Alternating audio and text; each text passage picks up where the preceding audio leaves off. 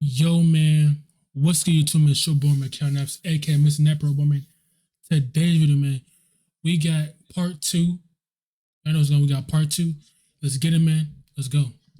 People do think I'm the FBI. But what it is really is a list of people who have been mentioned prominently in songs, the news, or in the local community, with their names and identities being made public either by members themselves who have dissed each other by name publicly, or by the authorities who unmask individuals when they accuse them or charge them with a specific crime, of which we're about to find out there are many. So now you know the history and the people involved, let's dive in and begin to Y'all, I am doing this at nighttime, so it might be different for y'all, but bear with me. unravel the origins of this bitter and years-long beef.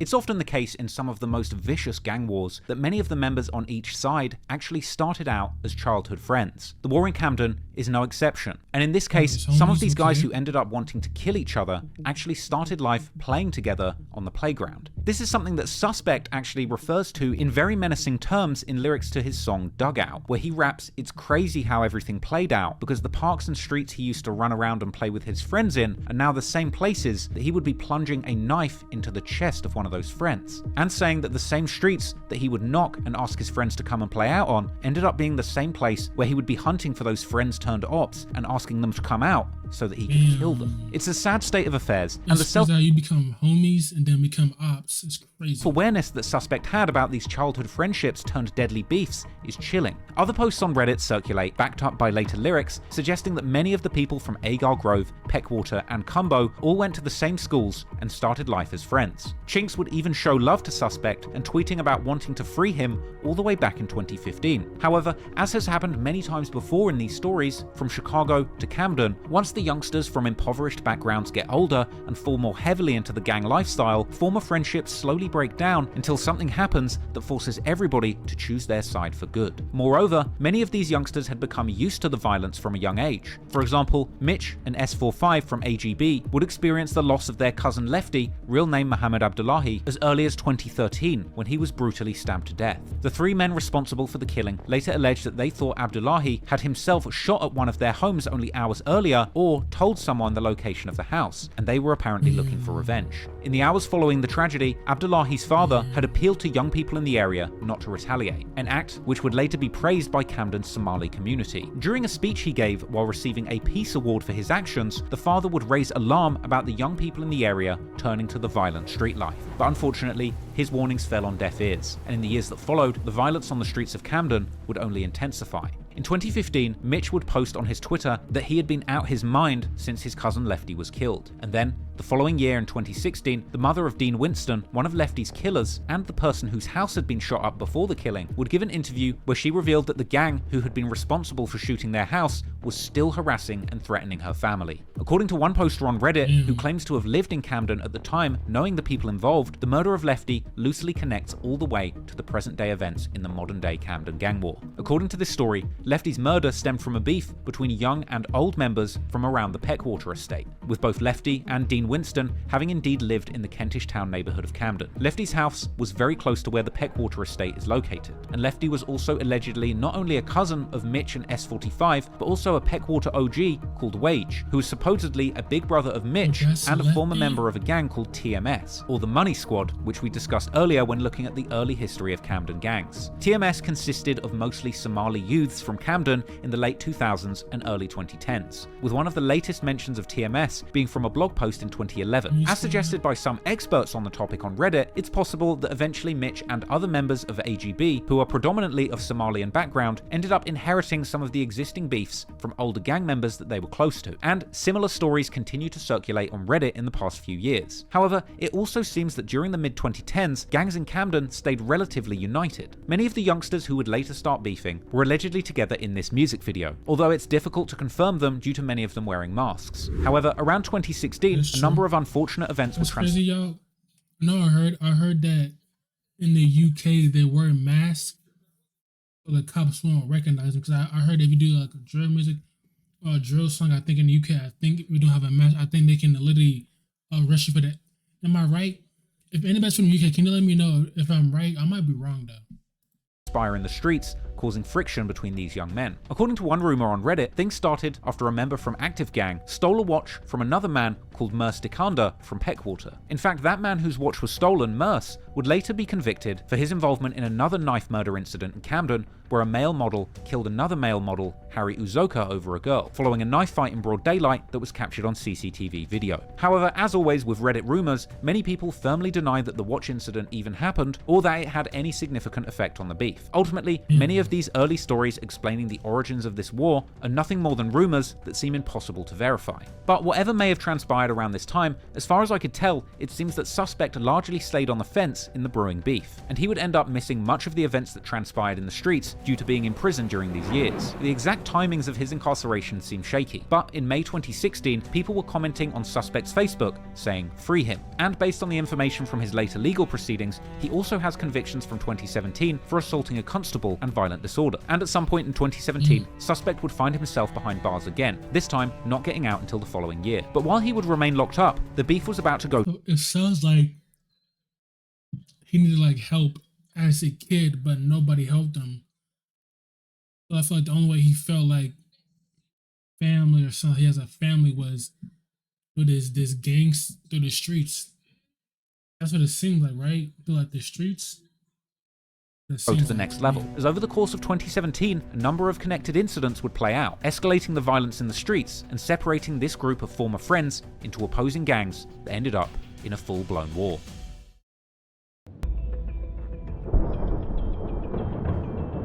Going into 2017, the war in Camden would intensify, and violent acts would play out all over the city, leaving the authorities one step behind, constantly trying to get a grasp of the spiraling violence in their community. On May 5th, 2017, one of the first more well-documented major escalations in the war would take place. At around midnight, Camden police would receive numerous calls about a shooting taking place near Camden Road train station, right at the heart of Camden's tourist district. After arriving at the scene, they failed to locate any suspects, but would soon receive a call from the University College Hospital in South Camden about two shooting victims who were behaving aggressively. One was a 16-year-old boy who initially refused treatment for his bullet wounds and was arrested for assaulting a police officer during the commotion at the hospital. The other, a 21-year-old man who had also sustained bullet wounds, would refuse treatment and attempt to leave the hospital upon finding out the police had been called. Both of them would be arrested on the spot, while a third teen aged 17 would also be arrested in Camden town after a short foot chase by officers. Someone who was present at the incident, they were young, bro.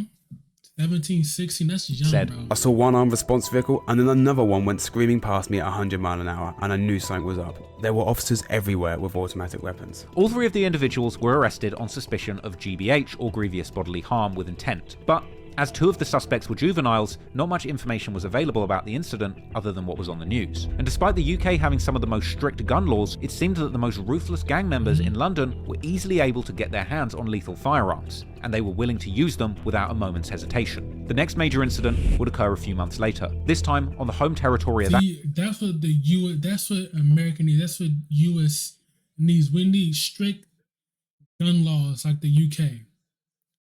Hey, we need strict gun laws. That's what we really need.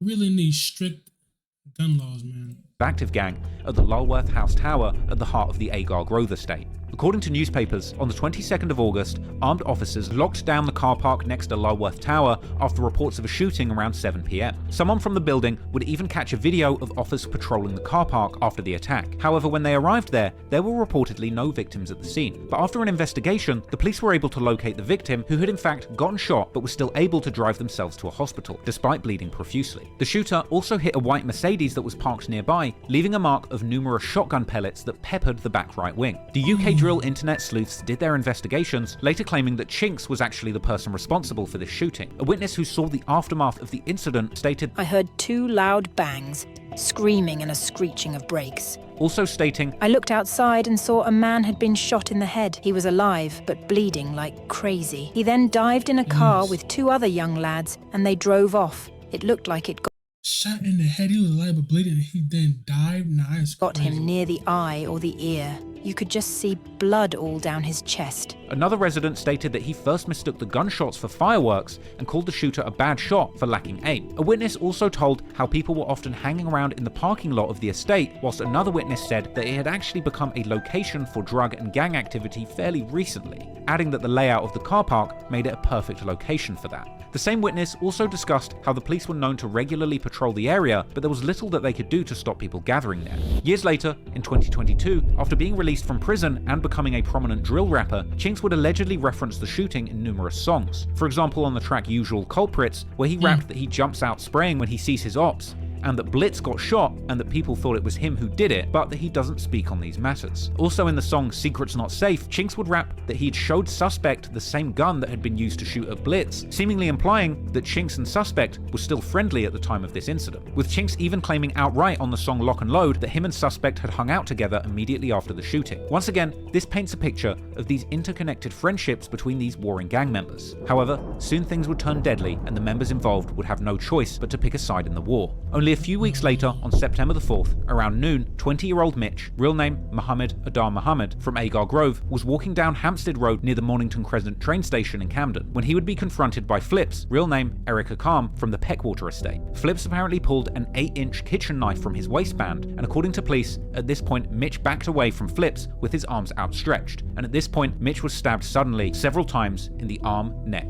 and back. After being stabbed, Mitch ran across Hampstead Road before collapsing in the street. These events all unfolded right in front of a plainclothes police officer who at this point begun to chase Flips along Hampstead Road. Whilst running from the police, Flips threw the knife onto a nearby railway track, where the knife was later recovered, still covered in blood. After a short chase, Flips was finally detained and arrested for the homicide in nearby Harrington Street. And when asked why he ran, Flips bluntly said, "Because I had a knife and I was scared." Meanwhile, members of the public would desperately attempt to save Mitch's life, with one passerby holding a scarf to his neck before emergency services arrived. And a doctor from London's air ambulance would perform emergency surgery at the scene in an attempt to stop the bleeding, but unfortunately, Mitch would succumb to his injuries and pass away. This was now the second young man lost to knife crime within his family, with his cousin Mohammed Abdullahi, aka Lefty, having been fatally stabbed in the heart in 2013. These two murders had taken place just a mile away from each other. During the trial, Flips would claim self-defense, arguing it was that close to each other. And that was his family, that was his blood, that was his cousin, man. that Mitch was rumored to have previously shot and injured two of Flips' friends. He would also describe how Mitch had behaved threateningly, acting like he was about to pull a weapon from his waistband, which prompted Flips to protect himself. Another 51st affiliate would take the stand, giving testimony that Mitch had shot him just days before the murder, but the judge didn't believe this, stating that it was clear that the witness came to court to lie for Flips. The jury was shown photos of the knife, as well as YouTube videos with lyrics referring to Mitch being got in broad daylight. And so, on December the 21st, 2018, Flips was found guilty of murder and 2 charges of carrying a knife in a public place, with one of those being an incident that took place 3 months earlier, and he was sentenced to a minimum of 17 years in jail. Fans would later find old tweets from Mitch where he would talk. That's it? They only give him 17 years? Are the laws different in the UK? They might be different. About his positive hopes for the future. Ultimately, more blood had been shed in this ongoing gang war, and members were now picking their sides and planning retaliation. And no doubt, the authorities were anticipating more of this escalation. Soon after the murder of Mitch in October 2017, police in Camden were on high alert due to the increasing violence in the borough between what they described as drug gangs. And after yet another shooting, the police would then begin to show force in the community, being seen performing a so-called hard stop on a car carrying suspects in the Queen's Crescent neighbourhood, which would be caught on camera. Hey, open the door! Move the door! Open the door! No. Keep your hands up! Open the door now! Open it! Get your seatbelt off! Wait. Keep your hands still. Do not move your hands. Do not move your hands.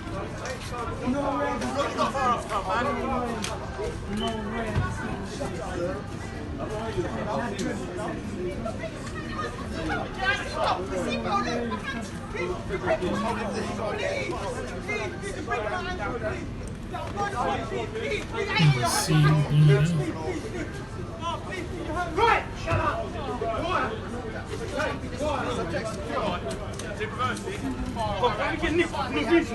However, despite the police attempts to show the community that they were taking gang activity seriously, unfortunately, as we'll see throughout this story, the authorities are always one step behind these warring gangs. And moving into 2018, the clashes between these groups would get even more deadly, with the police unable to protect the public from the wanton violence. Yeah, see, if you're the police and you guys are one step behind, yeah. That had been unleashed onto the streets of Camden. Hey, one step behind.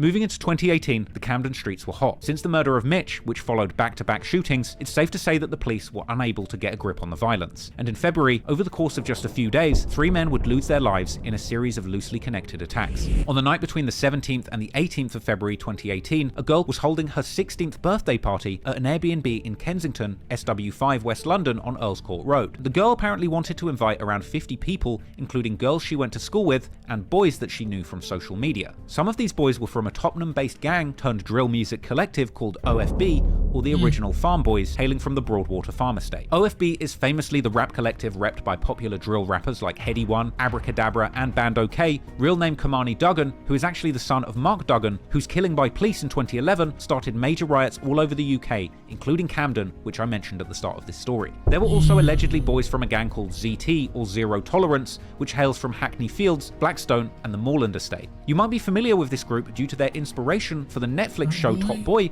which takes place in Hackney, and also included a gang by the name of ZT, with the show's writer Ronan Bennett, who lives in Hackney, basing some of the characters and events from the show on real-life situations. What? Top Boy? I have never watched Top Boy. I didn't know Top Boy was actually referring to like in real. Oh, I did not know that. I'll probably check out some Top Boy. This documentary right now is pretty good documentary. Shout out to Top Boy Rosman. I did not know that.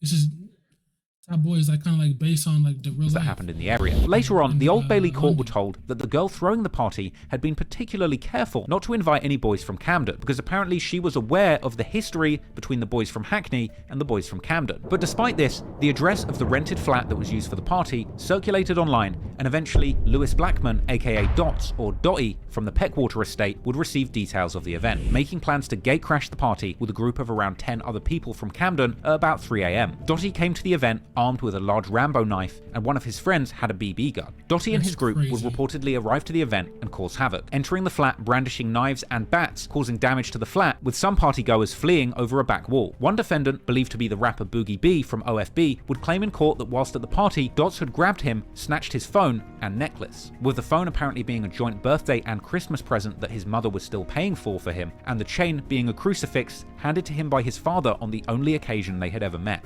After robbing him, Dotty allegedly pinned Boogie against a wall by the scruff of his neck and slashed him in the arm. Boogie would claim that he intended to leave the area before hearing Dotty shout, "Come and get it and I'll shiv you up," prompting him to turn around, with Boogie saying that at this point he lost control. However, the prosecution disputed this story, only accepting that Boogie was stabbed in the arm, but not accepting that he lost control. At this point, Boogie left the flat, and he would claim that he did not discuss the prior events with his friends, and suggesting that he did not ask them to aid him in what he was about to do. But he claims that he heard someone shout, "They went that way," and that at this point, 2 other guests who were standing outside the flat had pulled out knives. Boogie grabbed one, telling the court, "I knew I was going onto Logan Place and that they had weapons and I had nothing to defend myself with at all," adding, "I was angry and I was upset, but it was more about getting my things back, especially my chain. My dad gave it to me after I met him for the first time." A resident in a nearby home had heard that one member of the group shouted, "I don't care, let's chase him down." Boogie began to run after Dotty, with 19 others following him. 12 of them were armed with knives, and one was armed with a stick. Dotty would quickly fall behind his friends, ducking behind a car and jumping out, facing the group of attackers.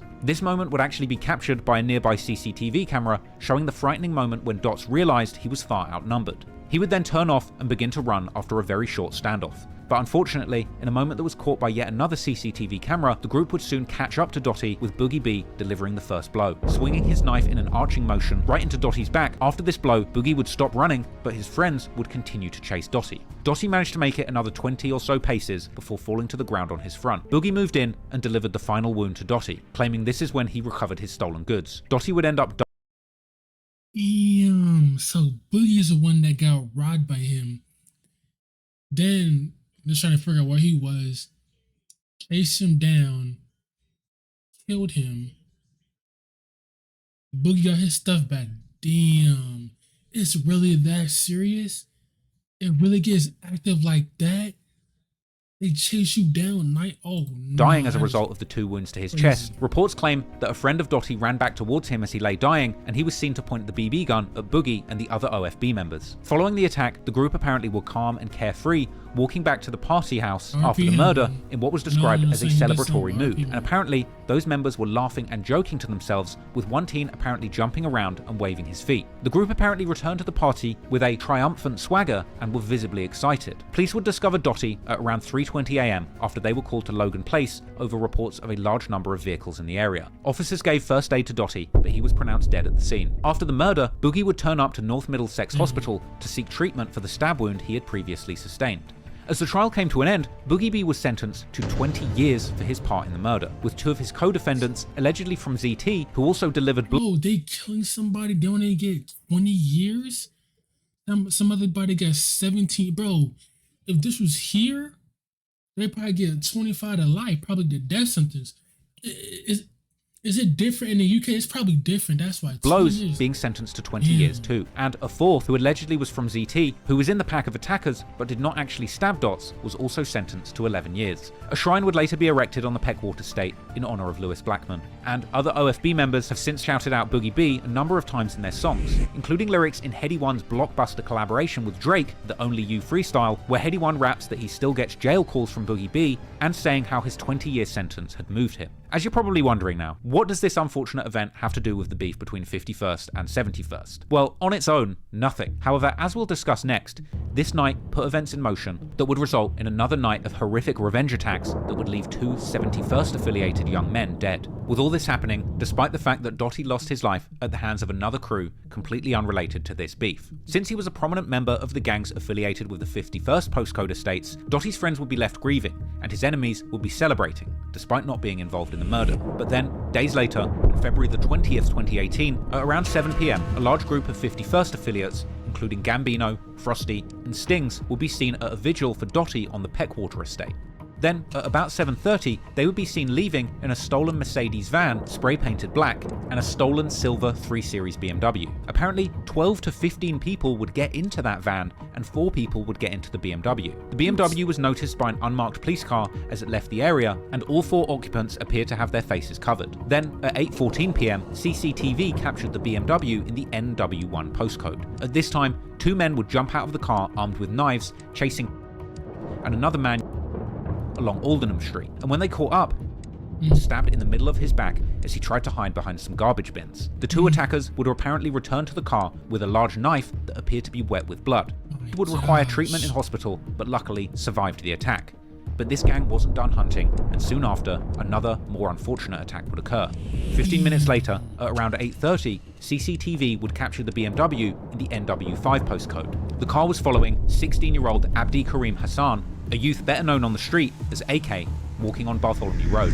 Moments later, he was attacked and stabbed too. He was stabbed in his chest and back, and unfortunately he would die at the scene. While he lay on the ground, the stolen Mercedes van was seen driving past. Now, this murder took place just meters away from the vigil for Dottie, and at this point, one of the attackers was dropped off near his Hackney home. Around 45 minutes later, at 9:15, the Mercedes van was then spotted in the E8 they postcode. Go on the drill with knives. It dropped off at home like nothing happened. Damn. In Hackney. It's believed that these 2 vehicles drove to Hackney and Tottenham in the hopes that they would find the people or gangs directly responsible for the death of Dottie, as they knew Dottie's killers identified as members from OFB or the original Farm Boys from Tottenham and ZT or Zero Tolerance from Hackney. At one point, a group of 7 men armed with knives and machetes jumped out of the van and ran towards a group of men that they spotted in Pembury Circus. They would catch up to one man in that group, punching and kicking him, but were disturbed, perhaps by a witness, before being able to inflict any more harm and ultimately return to their van. Not satisfied with this non-fatal attack, next, the van filled with gang members would travel back towards the Camden area. The Mercedes van would next be seen in the Belsize Park or Chalk Farm area. Just before 10 PM, that van would then stop on North Road Islington, territory of the 71st affiliated crew NRB or North Road Bandits. 4 masked men would jump out of the Mercedes van and run after 2 young men, one of them being 20-year-old Sadiq Mohammed, also known as S45, and another man. That second man would successfully escape and hide from the attackers in a nearby shop. However, S45 would be less lucky. He would seek refuge in the backseat of a passing car on Malden Road and reportedly pleaded for the driver to take him to safety, shouting, "Go, go, go, drive, drive." But the female driver, assuming that she was being robbed, would get out of the car and flee. The 4 men would converge on the car, and despite S45's best efforts to keep the doors closed, he would be dragged out of the vehicle. He was thrown to the ground and repeatedly stabbed, and unfortunately, he would later die from his injuries. What?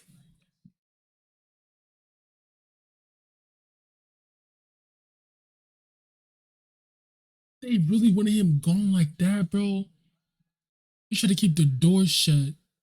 He was dragged out and they repeatedly stabbed him all over his body before they drove off. Nah, that is... I mean, honest, I think that's worse than getting shot, bro. Dragged out the car and you getting stabbed repeatedly, bro. I don't know what's worse, bro. I don't know, bro. I don't know. That's sad. I know they're in the streets, but that's sad though, bro. Dragged him out and stabbed his body repeatedly. Nah, bro, injuries at the scene. Following this second murder, in a matter of hours, once again the van was seen driving past the victim with the rear doors open. This killing took place less than a mile from the murder of AK. S45 was now the third member of his family to have been killed in a knife crime attack, as he was Mitch's brother and Lefty's cousin. According to the Mirror, AK's mother recognized his jacket from the police cordon, tried to call her son, and soon realized he was the victim at the scene. And the authorities would identify that this group of gang members had carried out 4 incidents of violence in a span of just 2 hours, with the news describing the tragic outcome of 2 men being left dead within just hours of each other. At this point, a Section 60 notice was also put in place after the incident, which, much like so-called stop and frisk policies in the US, hand police greater powers to search anybody they want beyond probable cause in the aftermath of a serious incident like this. This evening was described later by the judge as an orgy of street violence, and after all of this played out, at around 10:20 p.m, that van was driven and parked at the home address of the mother of Ben Drummond, better known as Frosty, from the Peckwater gang. At 7:30 a.m. the next morning, that van was set alight after 2 men had been seen approaching the vehicles with petrol cans. There was then telephone contact between Frosty and others who were accused of participating, including Stings, with the last of this contact being around 11 p.m. Frosty would reportedly also attempt to contact Stings on the morning of the 21st of February, however Frosty would later claim that these calls were related to drug dealing rather than the violent events of the previous evening, and it was later revealed that Stings knew both AK and S45, as he attended his first secondary school, William Ellis, with AK, and his second secondary school, Haverstock, with S45. After the Camden community had been rocked by this horrific wave of violence, the area was described by the local news as being in a state of shock. Police will be seen combing through multiple crime scenes for evidence following the murders, with a forensic tent and cordon seen near the murder location of AK near Bartholomew Road that night, with officers continuing to investigate into the morning, and cops would shut down the road where S45 lost his life after attempting to seek refuge in a car, and making a public appeal to any motorists who might have been driving here the night before to come forward with any information. Mitch and S45's mother would be interviewed by the BBC following the incident, in an emotional segment grieving the loss of 2 sons in a matter of months, and begging the youth in Camden to put down their knives. 5 months and lost 2 sons.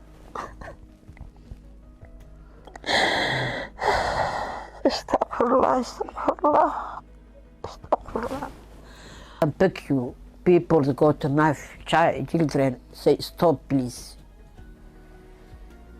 Please and please. Following these tragic incidents reaching the news, the thing is, bro, is the youth is not gonna stop, bro. And they don't care what you say, they're not gonna stop. The only reason how this is really gonna stop is if everybody is gone. He just said she lost 2 of her sons in 5 months.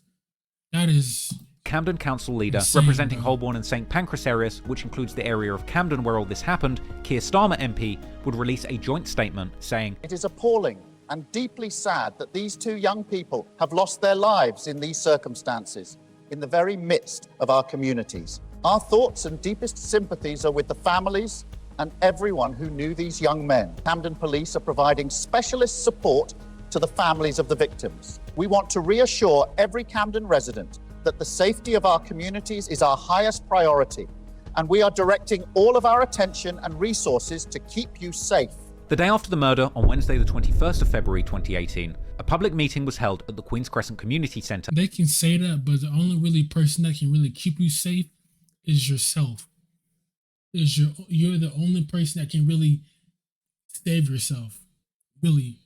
Just 500 metres from the scene of S45's death, where Keir Starmer and the Camden Council leader were in attendance, being told of parents in the community fearing for their children's safety. And the uncle of S45 would tell the police that they all know about these attacks before they're going to happen on social media, so why don't the police do anything about it? A little while later, Starmer would go on to make comments to another community meeting in the wake of these Camden murders, where the Somali community would say that they were living in fear, and Keir Starmer would say that he is very worried about cuts to police funding in the area, essentially blaming the police and council cuts for the collapse in safety in the area. The cuts in police funding perhaps go some way to explain why nothing was being done about the rising rates of violent crime in the community, and it seemed that the Somali community there were right to be worried, with so-called race wars between gangs, something that Camden has a history of, threatening the safety of the community once again, with the Somali community in the area having claimed outright that they feel the police have abandoned them. Later that month, 1,000 concerned citizens took to the streets of Camden for a march against violence, demanding action on knife crime. The mother of Mitch and S45, who was leading the charge and the procession, even stopped at the location of the murder, before coming to its end at the location of Mitch's murder. Once again, the Member of Parliament for the area, Keir Starmer, would attend the march and speak to the crowd. And despite the apparent cuts to police funding in the area, while the community were marching, the underfunded police were working to try and find the perpetrators. Eventually, numerous members affiliated with gangs from the 51st postcode group were identified by the police, including Stings and Frosty, who were charged with both the murders of AK and S45. There was Gambino, who was charged with the murder of S45. Stings, real name Isaiah Papula, was arrested just after the night of violence, caught on February the 22nd, 2018, after attempting to discard the car key for the BMW used in the crimes, which was found parked in the local area. Apparently, he was caught after throwing the key out of his window, which was later retrieved by police, who then found the car, opened it, and searched it. AK's blood was found on the bonnet and the rear seats of the car, with Stings' DNA being found on a face mask that was in a rucksack in the boot. S45's blood was also found on one of Stings' trainers, and cell site data from the phone which was found in Stings' possession when he was arrested was moving in such a way which implied that he drove the BMW back to his home address. Stings claimed to have played no part whatsoever in the killing of S45, claiming that he was at the vigil for Dottie until around 8:40 PM when he saw blue lights coming from the scene of AK's murder. However, the police didn't buy this alibi. He was initially charged with 2 counts of murder, grievous bodily harm, and attempted grievous bodily harm on the 25th of February 2018. Stings would first appear in court on the 28th of February 2018, and he would be found guilty of murder, manslaughter, GBH, and violent disorder on May the 29th, 2019, with his murder charge relating to the death of S45, the manslaughter of AK, as well as the GBH, and a general count of violent disorder. On the 9th of July 2019, Stings was sentenced to life in prison with a minimum of 28 years for the murder of S45, and he would also get life with a minimum of 9 years for the manslaughter of AK, along with concurrent terms of 42 months and 3 years for the GBH and violent disorder convictions. But on the 27th of May 2021, an appeal hearing for Stings would be held in regards to the murder sentence, seeking a reduction due to him being aged 18 and 9 months at the time of the offence. During the appeal, the court would be made aware of 2 head injuries sustained by Stings as a youth, including a blow with a baseball bat in 2015 and a punch to the head in 2016.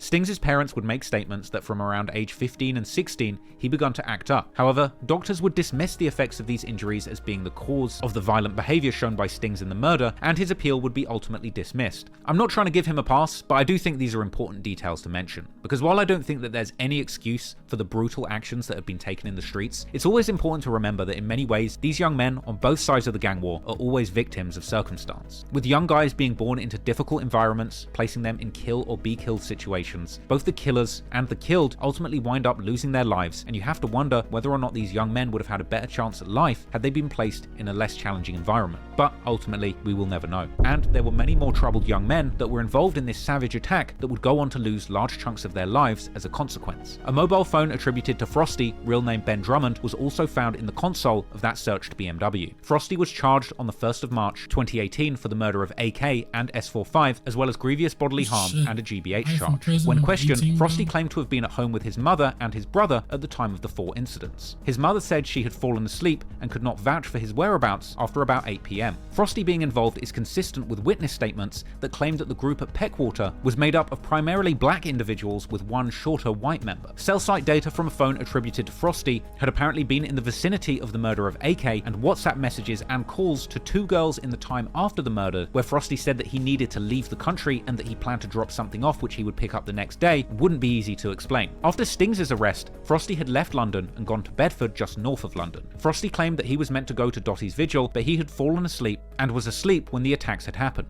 but the court didn't buy this, and he was ultimately also jailed for life with a minimum of 23 years served. And while Frosty's plan to flee the UK never materialised, Gambino, real name Godwin Lungi, would successfully flee the country to France, but ultimately he didn't get far enough out of Europe to evade the authorities, and he was ultimately arrested and brought back to the UK to face trial. He would deny any involvement, but prosecutors would claim that Gambino could be identified on CCTV by a distinctive white scarf or face covering which placed him at the scene of S45's murder. Gambino would... Wait, how did you know that was him? He had like a scarf covering his face. How would they know if that was him? first appear in court on the 4th of March 2019, where he would claim that he felt pressure to go and do something after Dottie's death. He also claimed that the atmosphere at the vigil was jumpy and outright stating that a group wanted us to go and look for the boys who killed Dottie. Gambino claimed to have left to go to the shops and gave his coat and scarf to another member of the group before going to his girlfriend's house in Hampstead. The scarf is one of the pieces of evidence the prosecution used in connection with CCTV, as mentioned before. He claimed that members of the group didn't want to go on the mission in their own clothes, so they asked Gambino for his. Gambino also claimed that he went to France after the events of that night, as his mother wanted him to stay away from the violence in the area. However, once again, the court did not buy this alibi, and Gambino would be convicted of the murder of S45 and violent disorder on the 2nd of March 2020. On the 18th of July, he would be sentenced to life in prison with a minimum of 21 years, as well as a 3-year sentence for violent disorder to be served concurrently. At least 3 people were held responsible for the taking of 2 young men's lives before their time. It's believed that these incidents of mass violence is what actually caused the police to start investigating the gang war in Camden more closely, with many members being arrested and jailed over the next year or so for conspiracy, guns, and drugs. And after all the public attention on Camden's out-of-control gang war, it seems that the warring members of 51st and 71st postcode districts decided to lay low for a while. However, a few months later, violence would erupt in the community once more, this time with police surveillance keeping a close eye on events as they transpired. On the 15th of June 2018, active gang affiliate Blitz was stopped by police whilst driving a black Ford Galaxy that had apparently been stolen from a funeral director's about a week earlier on the 7th of June. He was reportedly driving out of the Maiden Lanes estate at approximately 3 PM, when officers from the Violent Crime Task Force in 2 unmarked cars would stop him on York Way, in the N7 postcode, territory of the North Road Bandits. Officers would approach the vehicle and indicate for the occupants to leave. The car would then reverse backwards and then go forwards, endangering officers. Blitz and 3 others who were in the car would end up being detained by police, and following a search of the car, officers would find a 17-inch Rambo with a 12-inch blade between the passenger seat and central console, as well as multiple leaflets in the car from the funeral directors confirming that it had been stolen. The car itself had fake number plates attached to it, but the police checked the VIN number of the vehicle and confirmed the owner was the funeral directors. Now, this all just goes to show you the lengths that these gang members in London will go to, stealing cars from local businesses and obtaining fake plates to try and stay under the radar and lurk on their ops without a trace. But unfortunately, on this rare occasion, the police were one step ahead of the gangs. Blitz had already been convicted of a fray, an English common law term referring to public fighting, and was given a 2-year driving ban from March 2016. The DVLA confirmed that Blitz had not applied for any driving license, even a provisional, meaning that when he was stopped in the stolen car, he was still banned from driving any vehicle. And so, on Thursday the 20th of September, Blitz would plead guilty to driving whilst disqualified, driving and taking away a vehicle, and possession of a bladed article at Blackfriars Crown Court, and he would be sentenced to 20 months in prison, and pictures of his mugshot and him in jail would circulate online. Clearly the police and authorities were trying to get a grip on the spiraling violence in their community, and now it was time for the politicians to step in and try and do something too. Later that year, in September the 21st, 2018, Camden Youth Safety Task Force, chaired by local MP Keir Starmer, would release a report recommending how to keep young people safe in Camden. The release event even included the announcement of £500,000 in funding to try and help the council, partners, and the community to act upon the report's recommendations. The report blamed much of the violence on well-established drug markets operating in Camden, as well as identifying that the pattern of exploitation saw younger gang members being groomed and taken advantage of by older members at the top. And to their credit, the task force was told that the lack of opportunities and the desire to make money were the key underlying drivers of serious youth violence in the area, suggesting that better education, training, or employment prospects would actually provide protective factors to protect vulnerable young people from being affected by violence in that area. They would also identify that young people believed that the need to defend themselves ultimately outweighed the risks of getting caught with illegal weapons. And let's not forget, just having a knife in the UK in public without a good reason is a crime punishable with a prison sentence. The report even suggested that social media had actually been making the problem with gangs worse. Damn, so like no guns, no knives, nothing like that. Okay. So if you get caught in public, you get like what? This I think it's like 4 years. That's Even going as far as to claim toxic masculinity may be responsible, or more sensitively put, there was a lack of positive male role models for the young men in these communities where violence was occurring. The report would speak of the need for robust programs that could be developed to equip young people with the skills to make more positive choices, but it didn't really give too much explanation on these programs. It spoke of a need to identify youths at the highest risk, but ultimately put the onus on schools and parents to do this like they weren't concerned already. The report would speak of the need to support kids with trauma or in trouble at school and promote early help services to give better parenting skills to those struggling in the community. They claimed that they needed to change the local conversation about the drugs trade and foster greater trust between young people, local communities, and the police. The report made for interesting reading, but much of it was very broadly identifying the failings and potential solutions to the gang violence in Camden. But in the end, that £500,000 didn't seem to do anything to really improve the situation in Camden. Now, to be fair, in the year following this report, they actually held a 1-year anniversary event to talk about some of the achievements that had come from this program so far. And at the event, some projects that have been attempting to tackle the problems in see that stuff might help.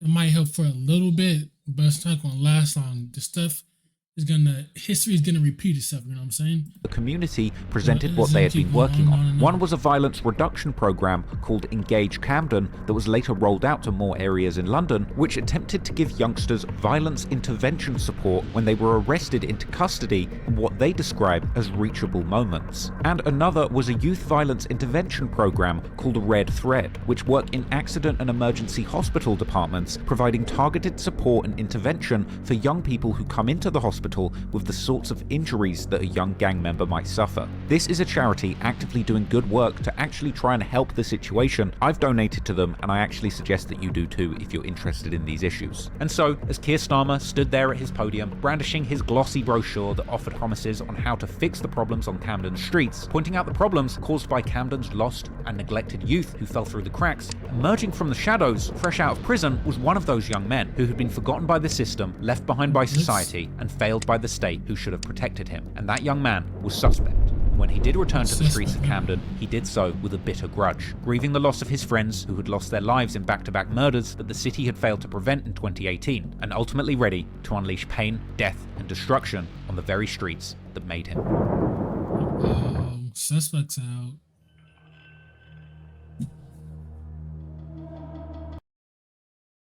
Damn. Suspects' homies lost their lives.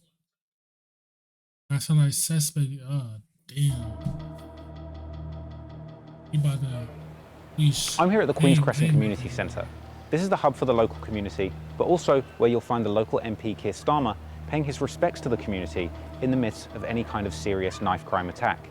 Its association with the ongoing knife crime epidemic is made even more clear by the mural to Calvin Bungisa, aka C. Miz, who lost his life in April 2019. The Metropolitan Police released dashcam footage showing several men armed with large blades chasing him down and ultimately taking his life. Today, a large mural remains here reading Miz World, which keeps Calvin's memory alive, but also reminds everybody of this shocking murder that took place.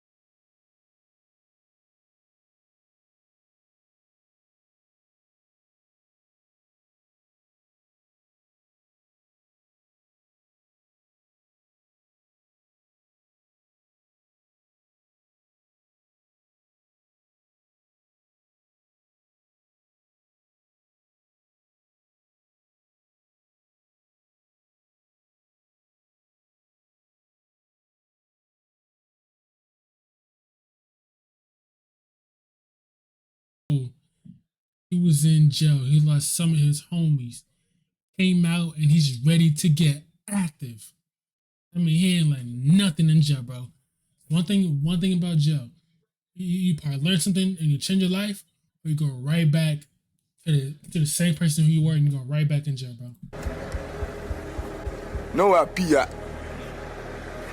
Nobody outside.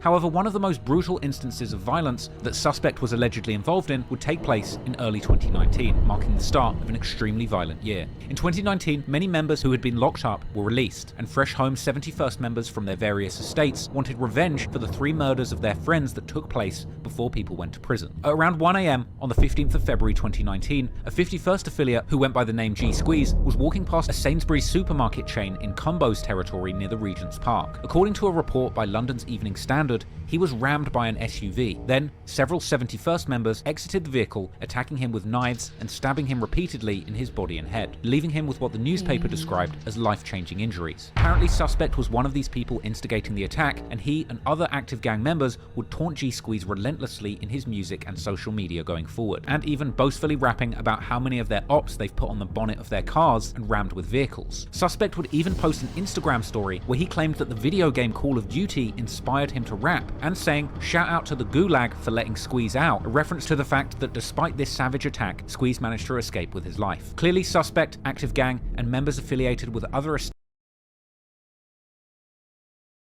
If y'all play Call of Duty, you know Warzone, when you go to the Gulag, you either survive or you States in the 71st postcode district were proud of their violent activities on the streets of Camden, and with the growing resurgence of UK drill music in 2019, some members were looking to capitalise on their growing notoriety in the streets by making more music about their gangbanging lifestyle. On the 28th of March 2019, Active Gang would release their first music video, a track called Money and Violence, featuring verses from members Suspect, Broad Day, and Hitman. The video was originally posted on the YouTube channel of Link Up TV, a legendary British media platform focused on promoting British rap, grime, drill, and the rest. Unfortunately, the original upload of this music video was removed for violating YouTube's terms of service, but re-uploads still circulate amongst the internet's many rabid Active Gang fans. The song failed to make as much noise at the time of its release as the later releases, but it provides an interesting insight into Active Gang's development as rappers. The track features a menacing intro where Suspect reps his allegiance to the original crew Cracktown and Active Gang, as well as dissing the 51st postcode, and references to using zombie knives and firearms. In the verse, Suspect raps about how he lies to his mother when she asks if he's going to change his violent ways, as well as saying RIP to S45 and rapping about how the beef is still active in the streets and he continues to stab his enemies. Then, on the third verse, Hitman would hit the mic, claiming to be hood famous and the Active Gang are the kings of Camden, claiming that the ops are on ropes since Suspect got out of jail, and claiming to be in the Cumbo and Peckwater estates looking to kill. Suspect's place as the most prominent member of Active Gang seemed to be cemented from the very start, as he would return for another verse at the end of the track, seemingly referencing going missing as a teenager and rapping about how he stays in the trap house to make money despite the stress it causes his mother. And this was also one of the rare occasions where Suspect himself actually appeared in a music video, with fans seemingly amused by the speed at which he ran after his ops in a scene that was literally filmed on the Peckwater estate. Despite showing some promise as rappers, clearly the members of Active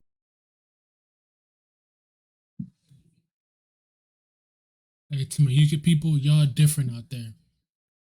Y'all are different out there, for real, for real. Gang were primarily focused on their activities in the streets, as only days after this song released, yet another murder would play out on the streets of Camden, with Active Gang members openly claiming responsibility. C-Miz, real name Calvin Bangisa, was a British Congolese young man whose family came to the UK to escape the civil war in Congo and search for a better life. He grew up in relative poverty in the Denton estate in Kentish Town, a social housing project known for its gang activity. Apparently his family made the best of their circumstances, with his mother working as a dinner lady in a nearby school and C-Miz himself being an enthusiastic football player. Unfortunately, almost a year before C-Miz would end up losing his life, the family was already struck by a tragedy when his father passed away. C-Miz was allegedly an older member of the original Queen's Crescent Gang, or OQC, a set that was apparently beefing with several other gangs around Camden, including gangs that would later unite under the 71st Alliance. And he had allegedly even been in physical altercations with many members of the Alliance in the months leading up to his death. C-Miz was allegedly known by another name in the streets, C-Murder, apparently the result of him allegedly being involved in the killing of a young man named Kwasi Anim Bodu, also known as Lavish. Lavish was stabbed to death in April 2018 by unknown assailants. Bro, how do people know this? How do people on Reddit know, like, who killed somebody. How do they know that? Bro, and the I don't homicide get it. remains unsolved to this day, with witnesses in the case refusing to cooperate and identify those responsible. But despite an alleged reputation as a killer in the streets in an unrelated incident, it was ultimately an altercation with members from Active Gang that would end up taking the life of C. Miz. What exactly happened in the days leading up to his death have been subject to intense debate online, with many rumours being unconfirmed but painting a picture of an ongoing feud that escalated. According to these rumours, C. Miz was regularly dissing dead members from rival gangs on social media, such as Mitch and S45, and not long before his death, he even allegedly had attacked Suspect unsuccessfully, ultimately leading to Active Gang to actively hunt him down in the days that followed. On the 1st of April 2019, C. Miz had been hanging out with his cousin. According to that cousin, while they were at a chicken shop that day, C. Miz received a phone call where he got some disturbing news. According to rumours, his friend had called him, warning him that members from Agar Grove were outside and looking for him. Then, around 8:30 p.m, as C. Miz and his cousin were getting out of a taxi in the Gospel Oak neighbourhood, he would unfortunately be unaware that at that moment he was indeed being followed by members of Active Gang.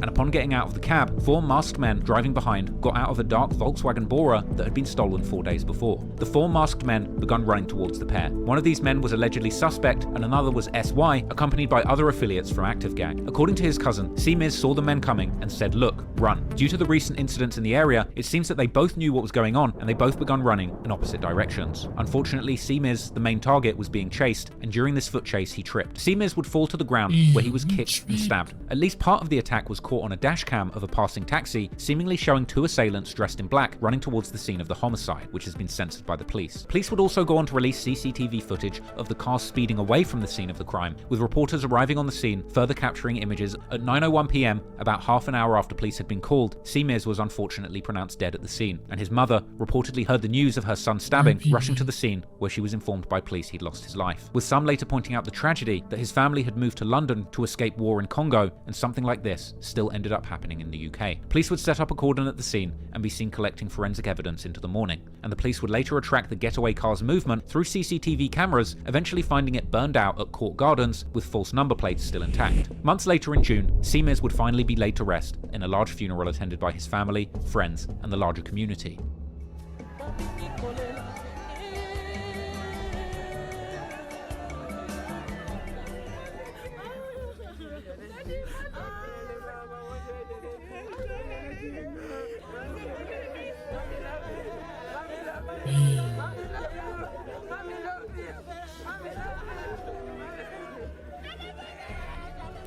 That is sad, bro.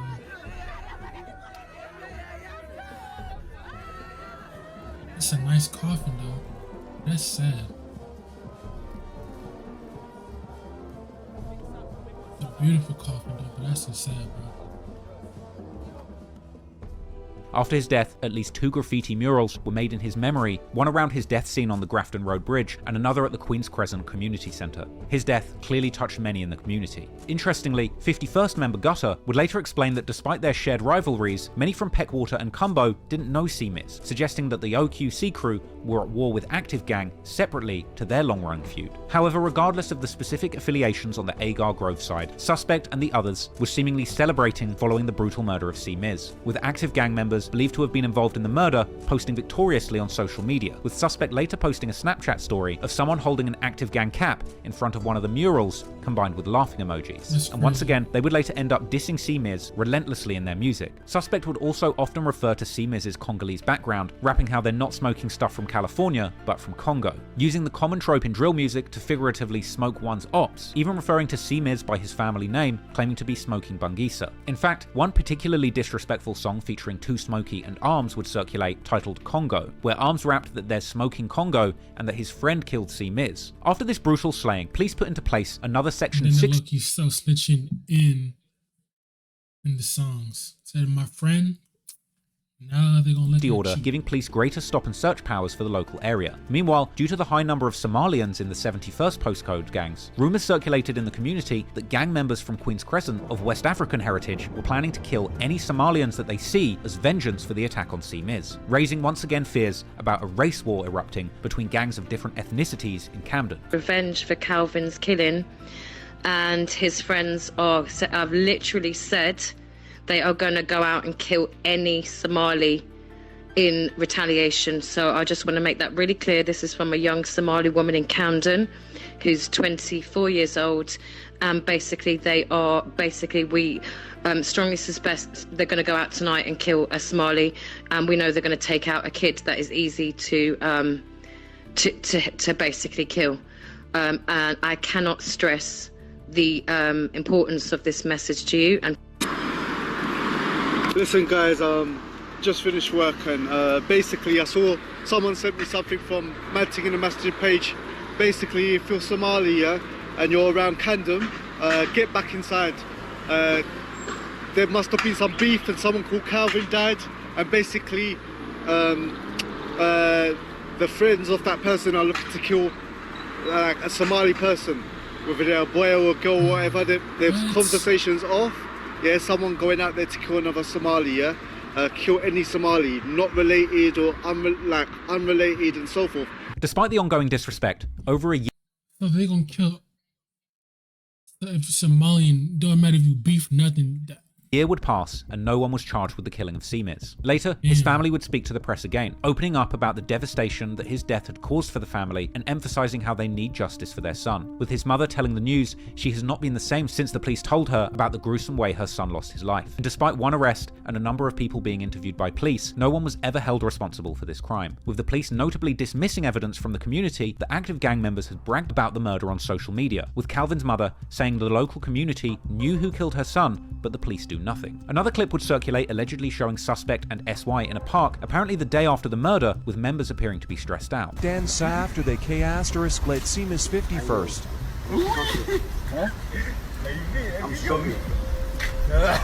It seemed clear at this point that the police were not truly protecting the Camden community. London's Metropolitan Police unfortunately have a poor reputation for racism, with the force being publicly described as rotten and broken. And in the wake of the murder of Simiz, the highest ranking police officer in Camden would rub salt in the wounds. On April the 10th, 2019, telling the community that it was their responsibility to solve the crime, not the police, and admonishing the community for not snitching, telling them that the police were frustrated that people in the room likely knew the killers' names but wouldn't tell them, and saying outright that not talking to the police means no justice will be delivered. Rather than maintaining a safe environment, they blamed the very community torn apart by these crimes for their failure to deliver justice, with audience members clapping back and saying that they know these murders are going to take place and demanding that the police intervene, with the detective even clapping back to the audience, blaming them and refusing to accept that the police had failed to pick up on tensions in the area, blaming the community for not coming to them with intelligence before the murders took place. This made it very clear to the Camden community that their safety was their own responsibility, not the police's, with the leader of the community association that held the meeting dismissing the police's victim blaming as nonsense and saying that they knew what was happening, with the police complaining about how miserable they are when they get phone calls telling them that the people they're monitoring in the community they're supposed to police have been killed. But then again, who's truly to blame when the police are arguably working with limited resources? Also in attendance once again was local MP Keir Starmer, who admitted that money had been taken out of the community. But he refused to place the blame on the government, saying that he's here to ask himself the question of if he was doing enough. 2 days later, Keir Starmer would host another event at the same location, holding a town hall at the Queen's Crescent Community Centre and telling the community that they cannot allow this to continue. He would even tell the audience that they didn't want to be here again after having held similar meetings a year before after the murders of AK and S45, and lament. I told you because it's gonna work for a little bit, but it's not gonna work for a long term because history repeats itself. So it's gonna keep on going on and on and on. How they've been in this room having these same discussions over and over again, and admitting his efforts to protect the community had been futile. Chris Kyriakou, whose son Frankie was stabbed to death in 2002, actually confronted Starmer, telling him things aren't getting better and saying that they need to understand why this is happening, and questioning what is it that this community isn't getting that's leading to the violence. This is the exact kind of thinking that's needed to put an end to the violence in these communities. And after telling the community that he wouldn't let the violence continue, sadly, nothing would change. And so, the community that Keir Starmer was elected to represent would indeed continue to suffer violent incidents, and it would only be a matter of months until another young man in Camden would lose his life at the hands of out-of-control gang violence.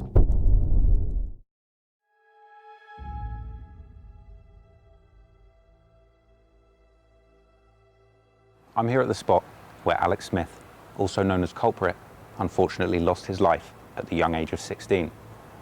In reports following the murder, it was claimed that he had frantically banged on his neighbours' doors looking for help, but unfortunately, nobody opened up. But then again, when you consider just how brutal the attack on him was, who could blame them for wanting to stay safe behind a locked door? This mural here stands today